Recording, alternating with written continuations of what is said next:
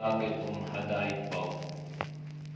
وَمِن قَوْمِ موسیٰ، اور موسیٰ کی قوم میں سے امت ایک جماعت ہے، یہدون ہدایت پر ہے، بالحق کے ساتھ حق کے، وَبِهِ یعدلون اور اس کے ساتھ انصاف کرنے والی ہے۔ آیات کا ماقبل آیت کے ساتھ ربط اور تعلق یہ ہے، ماقبل آیات میں اس بات کی تاکید فرمائی گئی تھی اور اس کی دعوت دی گئی تھی کہ اگر تم اللہ کی رحمت چاہتے ہو تو پھر تمہارے لیے ایک ہی راستہ ہے، اور وہ راستہ ہے اتباع رسول صلی اللہ علیہ وسلم۔ اور اتباع رسول اس رسول کی جس کا ذکر اور جس کا تبصرہ گزشتہ کتب میں ان نبی الامی کے ساتھ ہوا تھا، لہذا تم اس نبی کی اتباع کرو گے تو تم اللہ کی رحمت کے مستحق ہو جاؤ گے۔ اس آیت میں اللہ نے جناب نبی کریم صلی اللہ علیہ وسلم کو یہ حکم دیا، قل، آپ یہ کہہ دیں۔ یہ قاف کے ساتھ ہے نا، قل، اس کا مطلب ہے قال یقول، کہنا، بات کرنا۔ یہ حکم ہے جو اللہ نے آپ صلی اللہ علیہ وسلم کو دیا ہے اور امر کا صیغہ ہے۔ اگر آپ اس کا تلفظ یا ادائیگی درست نہیں کریں گے، قاف اور کاف میں فرق نہیں ہوگا، تو عام طور پہ لوگ اس کو پڑھتے ہیں کل۔ تو کل کا معنی ہے سب، تو ایک کل کا معنی ہے کھانا بھی ہے، اکلا سے کسی چیز کا کھانا پینا، کل کھاؤ، اور کل سب یا ہر کے لیے بھی استعمال ہوا ہے۔ تو اس لیے اس اعتبار سے تلفظ اور ادائیگی کا درست کرنا یہ بھی ضروری ہے۔ عام ایک لفظ ہے قلب، قلب قاف کے ساتھ، اس کا معنی ہے دل۔ اگر آپ قاف نہیں پڑھیں گے اور باریک کاف پڑھیں گے، کل قاف قاف کاف پڑھیں گے، تو قلب عربی میں کتے کو کہتے ہیں۔ تو کہاں دل اور کہاں کتا؟ تو قاف جو ہے اس کی صحیح ادائیگی اور صحیح تلفظ نہ ہونے کی وجہ سے معنی میں کتنا بگاڑ پیدا ہو گیا۔ اس لیے چند الفاظ ایسے ہیں جن کی طرف انسان کو توجہ کرنی چاہیے اور اپنی طرف سے اس کی کوشش ہونی چاہیے کہ ہمارے یہ الفاظ درست ہوں۔ تو اللہ نے آپ صلی اللہ علیہ وسلم کو حکم دیا، قل، آپ کہہ دیں، یا ایھا الناس، اے لوگو، انی رسول اللہ الیکم جمیعا، مجھے اللہ نے تم سب کی طرف رسول بنا کر بھیجا ہے۔ یہ جو آیت ہے نا، یہ آپ صلی اللہ علیہ وسلم کی رسالت پر، آپ کی ختم نبوت پر ایک بہت زبردست دلیل ہے۔ پہلے انبیاء علیہ السلام کا ذکر بھی سنا، لیکن کسی نبی نے یہ نہیں فرمایا کہ مجھے سب کی طرف رسول بنا کر بھیجا گیا ہے۔ قوم کی طرف، کسی علاقے کی طرف، کسی برادری کی طرف، کسی ملک کی طرف تو اللہ نے رسول بنا کر بھیجے ہیں، لیکن سب کی طرف، ساری کائنات کی طرف، صرف انسان نہیں، ساری کائنات، چاہے وہ جنات ہیں، چاہے وہ انسان ہیں، چاہے وہ کوئی بھی ایک مخلوق ہے، تو اللہ نے آپ صلی اللہ علیہ وسلم کو یہ حکم دیا کہ ہم نے آپ کو سب کی طرف رسول بنا کر بھیجا ہے۔ تو سب کی طرف رسول بنا کر بھیجنے کا مقصد یہ ہے کہ اب کسی نئے رسول کی ضرورت ہی باقی نہیں۔ اگر اللہ آپ کو سب کی طرف رسول بنا کر نہ بھیجتے تو پھر شک اور شبہ کیا جا سکتا تھا کہ اللہ نے عرب میں بھیجا، عجم میں نہیں بھیجے، تو عجم میں کسی نئے رسول کی شاید گنجائش پیدا ہو جائے، یا عرب کے علاوہ جو ہے یورپ میں اللہ نے نہیں بھیجا تو شاید وہاں پر رسول کی ضرورت پیش آ جائے۔ اللہ نے آپ صلی اللہ علیہ وسلم کو فرمایا انی رسول اللہ الیکم جمیعا، اللہ نے ساری کائنات کی طرف رسول بنا کر بھیجا۔ آپ صلی اللہ علیہ وسلم کو اللہ نے دائمی اور عالمگیر نبوت عطا فرمائی تھی، اسی لیے اب کسی نئے نبی یا نئے رسول کی ضرورت ہی باقی نہیں تھی۔ اگر ضرورت ہوتی، کوئی دعویٰ کرتا تو شاید کچھ سادے لوگ اس کی بات پہ یقین کر لیتے۔ جب ضرورت ہی باقی نہیں ہے، اس لیے کہ دین الحمدللہ ہمارے پاس قرآن اور حدیث کی شکل میں محفوظ ہے، اور ایک سلسلہ اللہ نے جو ان کو سمجھانے اور بتلانے والوں کا اللہ نے قرون اولیٰ سے وہ بھی چلا دیا ہے۔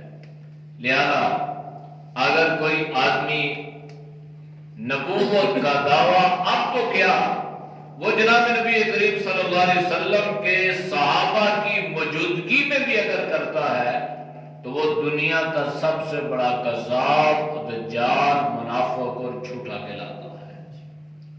اس لیے اللہ نے فرمایا ہم نے سب کی طرف رسول بنا کر بھیجا۔ سب سے مراد وہ بھی ہے جو اس وقت موجود تھے، جیسے ہم نہیں تھے ہماری طرف بھی، اور قیامت تک جو افراد پیدا ہوں گے ان کے لیے بھی اللہ نے آپ صلی اللہ علیہ وسلم کو نبی بنا کر بھیجا ہے۔ ایک مرتبہ حضرت ابو بکر صدیق رضی اللہ تعالی عنہ اور حضرت عمر رضی اللہ تعالی عنہ کی باتوں باتوں میں کچھ ناراضگی سی پیدا ہو گئی، کوئی اونچ نیچ ہو گئی، خلش سی پیدا ہو گئی۔ تو حضرت عمر جو تھے وہ ذرا جذباتی آدمی تھے، غصے والے تھے، تو حضرت ابو بکر صدیق رضی اللہ تعالی عنہ کی بات پہ ناراض ہو گئے۔ جب ناراض ہو کے وہ گھر چلے گئے تو حضرت ابو بکر صدیق رضی اللہ تعالی عنہ ان کو منانے کے لیے ان کے پیچھے چلے گئے۔ جب گئے تو حضرت عمر نے دروازہ بند کر دیا، حضرت ابو بکر صدیق واپس آ گئے۔ حضرت عمر رضی اللہ تعالی عنہ کو تھوڑی دیر بعد یہ احساس پیدا ہوا کہ مجھے یوں نہیں کرنا چاہیے تھا اپنے دوست کے ساتھ، اپنے ساتھی کے ساتھ، لہذا انہیں اپنی اس کوتاہی کا احساس ہوا، بے رخی کا احساس ہوا کہ مجھے دروازہ نہیں بند کرنا چاہیے تھا۔ خیر جناب نبی کریم صلی اللہ علیہ وسلم کی خدمت میں پہنچ گئے۔ حضرت ابو بکر رضی اللہ تعالیٰ عنہ پہلے سے موجود تھے، تو حضرت عمر جب آئے تو انہوں نے اللہ کے نبی سے یہ بات بیان کی کہ اللہ کے نبی میرے ابو بکر کے ساتھ کچھ معاملات پہ اونچ نیچ ہو گئی، مجھے غصہ آیا، اٹھ کے گھر چلا گیا، ابو بکر میرے پیچھے آیا تو میں نے دروازہ بند کر دیا۔ تو جب یہ بات بیان کی نا تو اللہ کے نبی کو اس بات پہ دکھ ہوا کہ حضرت ابو بکر صدیق رضی اللہ تعالی عنہ کے ساتھ نا آپ صلی اللہ علیہ وسلم اتنی ذرا سی بھی بے رخی کسی ساتھی کی برداشت نہیں کر سکتے تھے۔ تو اللہ کے نبی نے فرمایا لوگوں قُلْ يَا أَيُّهَا النَّاسُ إِنِّي رَسُولُ اللَّهِ إِلَيْكُمْ جَمِيعًا، مجھے اللہ نے تم سب کی طرف رسول بنا کر بھیجا تھا، لیکن جب سارے میری رسالت کا انکار کر رہے تھے ابو بکر اس کی تصدیق کر رہا تھا۔ یعنی اس وقت اللہ کے نبی نے ان کے سامنے اس بات کا برملا اظہار فرمایا کہ تم ابو بکر کی قربانیوں کو نہیں دیکھتے ہو، اس کے جذبے کو، اس کے احسان کو، اس کے احسانات کو نہیں دیکھتے ہو کہ اپنے برائے رشتہ دار، چچے، دوسرے تیسرے ساری تکذیب کر رہے تھے، نبوت کو ٹھکرا رہے تھے، گالیاں دے رہے تھے، راستے میں کانٹے بچھا رہے تھے، برا بھلا کہہ رہے تھے، ابو بکر تو وہ ہے کہ جو اس زمانے میں بھی میری تصدیق کر رہا تھا۔ ابو بکر نے مجھے جھٹلایا نہیں ہے، ابو بکر نے مجھے برا بھلا نہیں کہا، ابو بکر نے مجھ سے نبوت کی دلیل نہیں مانگی۔ جب اس سے خود پتہ چلا تو وہ ایمان لے کے آیا ہے، لہذا میں ابو بکر کے بارے میں ایسی بات برداشت نہیں کر سکتا۔ حضرت عمر رضی اللہ تعالیٰ عنہ نے معذرت تو کی، اللہ کے نبی نے اچھا عجیب بات کہ جب اللہ کے نبی نے حضرت عمر پر اس قدر ناراضگی کا اظہار فرمایا تو ابو بکر رضی اللہ تعالیٰ عنہ سے بھی رہا نہ گیا۔ ابو بکر کیا؟ ابو بکر فرمانے لگے اللہ کے نبی میری بھی زیادہ غلطی ہے، یعنی وہ بات اپنے اوپر لے لی کہ کہیں ایسا نہ ہو کہ ان پہ زیادہ آپ صلی اللہ علیہ وسلم غصے یا ناراضگی کا اظہار فرما دیں۔ آپ بول پڑے، فرمانے لگے اللہ کے نبی اس میں میری غلطی بھی ہے، میری کوتاہی بھی ہے، اس لیے حضرت عمر سے یوں ہوا تو میری بھی غلطی ہے۔ تو آپ کہنے کا مطلب یہ تھا کہ آپ ان پر اتنا اعلان نہ فرمائے، اتنی ناراضگی کا اظہار نہ فرمائے۔ یہ تو صحابہ کی آپس میں محبت، اور دوسری طرف جناب نبی کریم صلی اللہ علیہ وسلم کی حضرت ابو بکر سے محبت، اور تیسری طرف حضرت عمر رضی اللہ تعالی عنہ کو یہ احساس اور یہ شعور کا پیدا ہونا کہ میں نے جو رویہ ابو بکر کے ساتھ کیا ہے نا یہ مناسب نہیں ہے۔ خود جناب نبی کریم صلی اللہ علیہ وسلم کی خدمت اقدس میں آ کے آپ سے معذرت کرنے لگے۔ تو یہ ساری چیزیں تو ہر انسان کو بہت کچھ سکھلاتی ہیں اگر کوئی انسان سیکھنا چاہے، لیکن اللہ کے نبی نے وہاں پہ فرمایا تھا قُلْ يَا أَيُّهَا النَّاسُ إِنِّي رَسُولُ اللَّهِ إِلَيْكُمْ جَمِيعًا۔ پھر ایک مرتبہ اللہ کے نبی، غزوہ تبوک کا واقعہ ہے، نبی کریم صلی اللہ علیہ وسلم نماز تہجد ادا فرما رہے ہیں تو کچھ صحابہ نبی علیہ السلام کے ارد گرد حصار بنا کے کھڑے ہو گئے کہ ایسا نہ ہو کہ دشمن آ کے کوئی جو آپ صلی اللہ علیہ وسلم پہ حملہ کر دے، تو آپ صلی اللہ علیہ وسلم کی حفاظت کے لیے آپ صلی اللہ علیہ وسلم کے ارد گرد کھڑے ہو گئے۔ اللہ کے نبی نے سلام پھیرا تو سلام پھیرنے کے بعد آپ صلی اللہ علیہ وسلم نے فرمایا کہ مجھے باقی انبیاء پر بعض چیزوں سے ایسی فوقیت دی گئی ہے کہ ان انبیاء علیہ السلام کو اللہ نے وہ فوقیت عطا نہیں فرمائی۔ یہ آپ صلی اللہ علیہ وسلم نے خود فرمایا۔ ان چیزوں میں ست 6 چیزوں کا اللہ کے نبی نے ذکر فرمایا، احادیث کی کتابوں میں وہ ساری چیزیں موجود ہیں۔ ان میں ایک چیز آپ صلی اللہ علیہ وسلم نے یہ بھی بیان فرمائی کہ اللہ نے اس سے پہلے جتنے نبی بھیجے 1,24,000 کم و بیش انبیاء رسول 315 اور باقی جو انبیاء علیہ السلام اللہ نے بھیجے، تو ان انبیاء علیہ السلام کو اللہ نے مخصوص قوم کی طرف، مخصوص برادری کی طرف، مخصوص علاقے یا قوم یا ملک کی طرف اللہ نے ان کو بھیجا۔ اللہ کے نبی نے خود فرمایا میں ہوں کہ مجھے اللہ نے ساری کائنات کے لیے رسول بنا کر بھیجا۔ تو یا صلی اللہ علیہ وسلم نے فرمایا، تو اس لیے اللہ نے خود اعلان کروایا، آپ خود یہ اعلان کریں انی رسول اللہ علیکم جمیعا، میں تم سب کی طرف رسول بنا کر بھیجا گیا ہوں۔ زمین ہے تو اس کے لیے، آسمان ہے تو اس کے لیے، چرند پرند ہیں تو اس کے لیے، حیوانات نباتات جمادات ہیں تو ان کے لیے، اور اسی طرح انسان اور جنات ہیں تو ان کے لیے اللہ نے آپ کو رسول بنا کر بھیجا۔ انسانوں کے لیے تو ہے نا، آپ صلی اللہ علیہ وسلم تو حیوانوں کے لیے بھی اللہ نے آپ کو باعث رحمت، باعث شفقت بنا کر اللہ نے آپ کو مبعوث فرمایا۔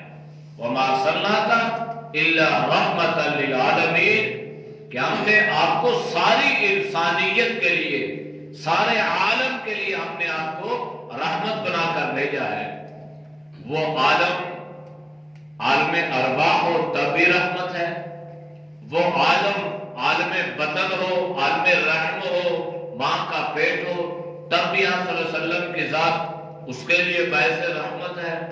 وہ عالم دنیا ہو، تب بھی آپ صلی اللہ علیہ وسلم باعث رحمت ہیں، اور وہ عالم برزخ ہو، تب بھی آپ صلی اللہ علیہ وسلم باعث رحمت، اور وہ عالم آخرت ہوگا تو تب بھی آپ صلی اللہ علیہ وسلم سب کے لیے باعث رحمت بن کے ثابت ہوں گے۔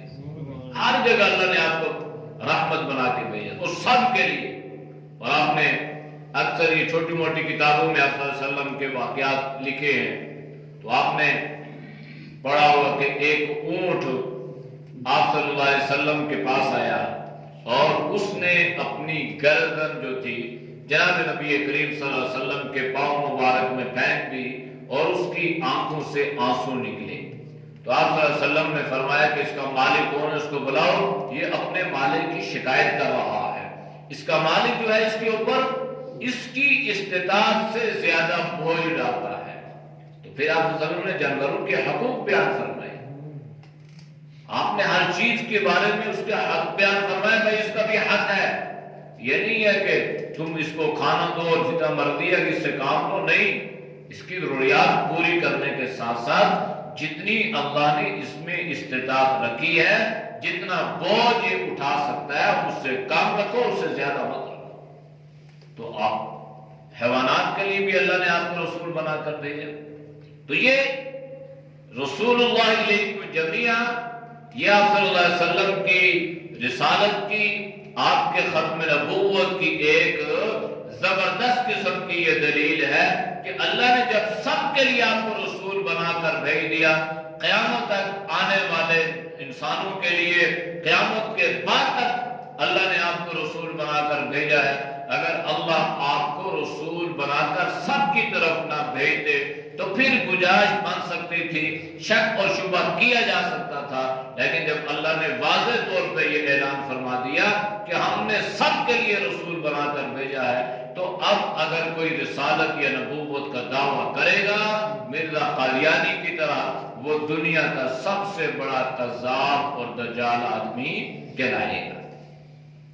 الذی لہ ملک السماوات والارض، اچھا کس اللہ نے مجھے رسالت دی ہے، کس اللہ نے مجھے یعنی اللہ کے نبی نے اب یہ فرمایا کہ دیکھو میں اپنی مرضی سے رسول بن کے نہیں آیا، میں اپنی مرضی سے ساری کائنات کے لیے رسول بن کر نہیں آیا، مجھے اس اللہ نے رسالت اور نبوت عطا کر کے ساری انسانیت کے لیے لہو ملک السماوات والارض، جو زمینوں اور آسمانوں کا مالک ہے اور جس کی بادشاہت، ملک اصل میں بادشاہت کو کہتے ہیں، تو فرمایا کہ جو جس کی بادشاہت ہے آسمانوں پر اور زمین پر بھی، اس مالک ملک نے، اس رب نے، اس اللہ نے مجھے آپ کی طرف رسول بنا کر بھیجا ہے۔ اور وہ جو اللہ ہے نا، لا الہ الا ہوا، کوئی معبود ہے ہی نہیں ہے الا ہوا، مگر وہی ہے۔ تو جو معبود ہوگا نا وہ کرتا کیا ہے، اس کی ذمہ داری کیا ہے، یحیی و یمیت، وہ زندگی بھی عطا کرتا ہے اور وہ موت بھی عطا کرتا ہے۔ بعض چیزیں انسان کی سمجھ میں آئی، کہتے اچھا زندگی عطا کرنا تو یہ کون سی، ایک آدمی کے لیے پھانسی کی سزا، اس کو پھانسی سے رہا کر، بھائی اس کو میں نے زندگی عطا کر دی۔ بھائی تو نے زندگی عطا نہیں کی، اس کے مقدر میں اللہ نے پھانسی کو لکھا ہی نہیں تھا، اس کا دن متعین نہیں تھا، اللہ نے ٹھیک ہے اس کو میں نے چھوڑ دی۔ اور بعض ایسے بھی ہوتے ہیں کہ جس کے لیے کوئی پھانسی کا اعلان نہیں تھا، اس قیدی کو پکڑا کر اس کو پھانسی، تو میں بھی مار سکتا ہوں۔ جیسے قرآن کریم میں حضرت ابراہیم علیہ السلام کا واقعہ، الم تر الی الذی حاج ابراہیم فی ربہ ان آتاہ اللہ الملک، تو اس نے ذکر کہ یہ کون سے کام ہے، تو اللہ نے پھر اس کو سمجھا دیا جب یہ سارے معاملات اس کے سامنے ہوئے تو قرآن کریم یہ کہتا ہے فَبُهِتَ الَّذِي كَفَرَ، پھر وہ کافر حیران رہ گیا، اب وہ کیا کر سکتا تھا، کس کو اڑا سکتا، کس کو زندگی عطا کر سکتا، اس کے قبضے میں تو نہیں تھا۔ تو اللہ وہ ذات ہے، عبادت کے لائق وہ ذات ہے، یحیی و یمیت، جو لوگوں کو زندگی تو عطا کرتا ہے، خود زندگی سے پاک ہے، لوگوں کو موت تو عطا کرتا ہے اور خود موت سے کیا ہے، پاک ہے۔ هو الحی القیوم، وہ زندہ ہے، وہ باقی رہنے والا ہے، کچھ نہیں تھا وہ تھا، کچھ نہیں ہوگا وہ ہوگا۔ هو الاول، پہلے بھی وہ، هو الآخر، بعد میں بھی وہ، هو الظاہر، ظاہر میں بھی وہ، هو الباطن، باطن میں بھی وہ۔ تو یہ تعارف کروایا اللہ نے، لا الہ الا ہوا، کوئی معبود نہیں ہے الا ہوا مگر وہی ہے، یحیی و یمیت، اسی کے قبضے میں ہے، زندگی بھی وہی دیتا ہے، موت بھی وہی عطا کرتا ہے۔ بس کیا کرو، فآمنوا باللہ، بس تمہیں چاہیے کہ اس اللہ پر ایمان لاؤ، ورسولہ، اور اس رسول پر ایمان لاؤ۔ کون سا رسول؟ النبی امی، رسول نبی امی پر تم کیا کرو، ایمان لاؤ۔ اس سے مراد جناب نبی کریم صلی اللہ علیہ وسلم ہے۔ چونکہ یہ جو یہودیت تھی یا عیسائیت تھی نا، تو یہ تورات اور انجیل حضرت موسیٰ اور حضرت عیسیٰ کو ماننے کے دار تھے کہ ہم مانتے ہیں، ان کو بتلایا گیا بھائی تم اگر اپنی کتاب کی تعلیمات پہ عمل کرتے ہو نا تو تمہاری کتاب میں جو لکھا ہوا ہے تم اس پہ کیا کرو، ایمان لاؤ۔ اور اس کتاب کا تقاضا یہ ہے کہ پھر تمہیں جناب نبی کریم صلی اللہ علیہ وسلم پر ایمان لانا پڑے گا۔ الذی، وہ جو ذات ہے، یؤمن، وہ جو شخص ہے، یؤمن باللہ، ایمان رکھتا ہے اللہ پر، وکلماتہ، اور اس کی کلمات پر، اس کے باتوں پر، اس کے احکامات پر، اس کے ارشادات پر۔ لہذا تم کیا کرو، واتبعوہ، تم اسی کی اتباع کرو گے تو کیا ہوگا، لعلکم تہتدون، پھر تم ہدایت پاؤ گے۔ اگر ان کی اتباع نہیں کرو گے تو پھر ہدایت کی کوئی ضمانت اور گارنٹی نہیں ہے۔ وَمِن قَوْمِ مُوسَىٰ، قوم موسیٰ میں سے امت یہدون، ایک جماعت ہے، ایک قبیلہ ہے، کچھ ماننے والے لوگ ہیں، یہدون بالحق کی، جو حق پر قائم ہیں۔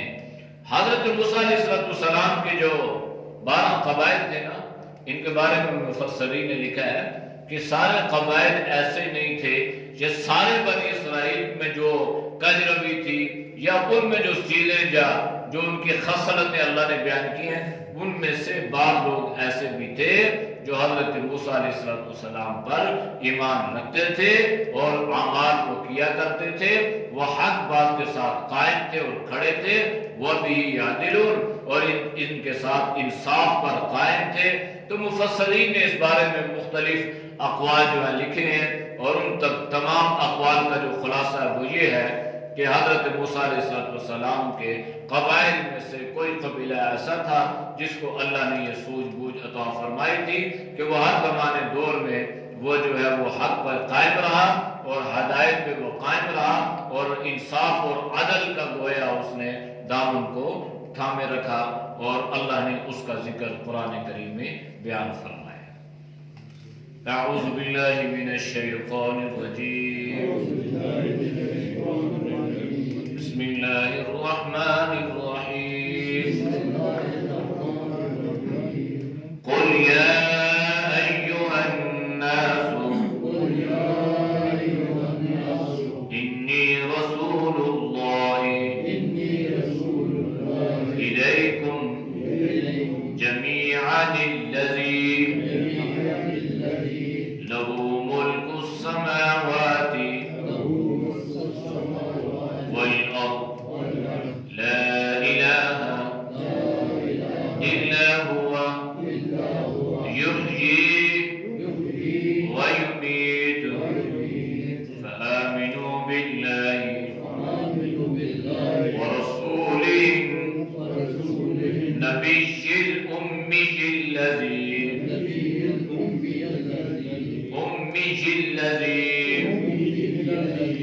يؤمن بالله وكلماته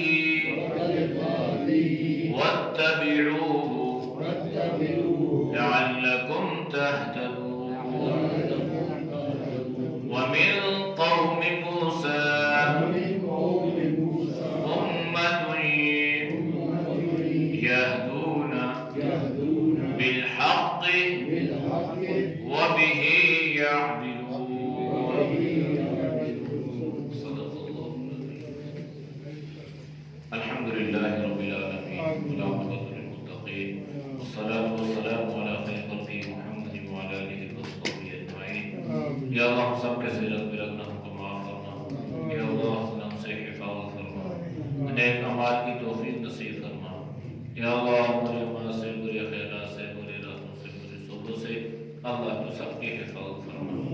یا اللہ جتنے دوست و بزرگ تیری رضا کے لیے درس قرآن سنتے ہیں اللہ ان کے سننے کو قبول فرما. یا اللہ تو سب کی جان کی، مال کی، ایمان کی اللہ حفاظت فرما. یا ارحم الراحمین اس میں برکتیں عطا فرما.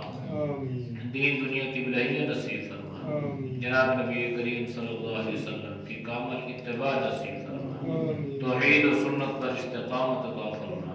شرک و بدعت رسومات و خرافات سے اللہ تو پوری امت کی حفاظت فرما. صلی اللہ تعالی علی نبی الامی وعلی آلہ وصحبہ اجمعین برحمتک یا ارحم الراحمین.